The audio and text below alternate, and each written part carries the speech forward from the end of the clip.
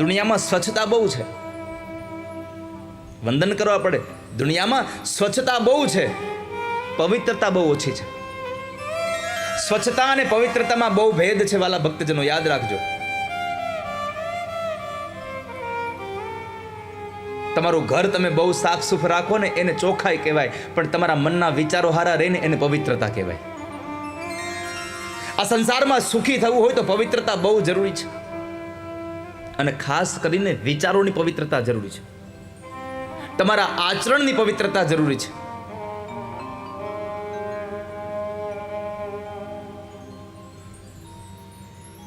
લોકો મોંઘા મોંઘા શેમ્પુ અને પાવડર લગાડી આ શરીરને ચોખ્ખું બનાવે છે, પણ આવા સત્સંગમાં જઈને મનને પવિત્ર નથી કરતા. મનને પવિત્ર કરવા માટે સત્સંગ જરૂરી છે, કીર્તન જરૂરી છે. એના સિવાય તમને પવિત્રતા નહીં મળે. અને આ કથા તો મંગલનું પણ મંગલ કરે અને પવિત્રને પણ પવિત્ર કરે. એ આ કથાની તાકાત છે. સાધુ પણ પવિત્રને પવિત્ર કરે. ગંગાજીનું અવતરણ થયું, ભગેશ રાજાએ તપ કર્યું અને ગંગાજીએ જ્યારે કહ્યું કે હું આવું તો ખરા, પણ મને જીલવા માટે કોણ તૈયાર? ભગીરથ રાજાએ ભગવાન મહાદેવની ઉપાસના કરી, મહાદેવને પ્રસન્ન કર્યા. તમે ગંગાનો પ્રવાહને તમે ઝીલી લો. ભગવાને કીધું ઝીલી લઈશ, વાંધો નહીં. ગંગાએ બીજો પ્રશ્ન કર્યો કે હું સંસારમાં આવું, તમે મને બોલાવો છો કે આ સંસારના પાપીઓના પાપ ધોવા માટે હું આવું છું.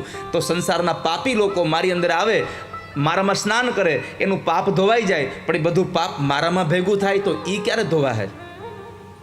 ત્યારે ભગવાને કહ્યું કે સંસારનો સામાન્ય જીવાત્મા હે ગંગા તમારામાં સ્નાન કરશે તો એના પાપ ધોવાઈ જશે, અને એના પાપનો જથ્થો તમારામાં ભેગો થશે, પણ તમારામાં સંતો સ્નાન કરશે ત્યારે તમારા પાપ ધોવાઈ જશે. જાઓ. આ સાધુની આ કક્ષા છે, કથાની આ તાકાત છે. જે ભગવાન નથી કરી શકાય ભગવાનની કથા કરી શક્યું છે. ભગવાન હતા ત્યારે દુર્યોધનને ન સમજાવી શક્યા, પણ પરમાત્માની કથા અત્યારે કળિયુગના દુર્યોધનને સમજાવી શકે છે કે જીવન આવું જીવવું જોઈએ. આપણી ફરજ આ છે, આપણી નિષ્ઠા આવવી જોઈએ.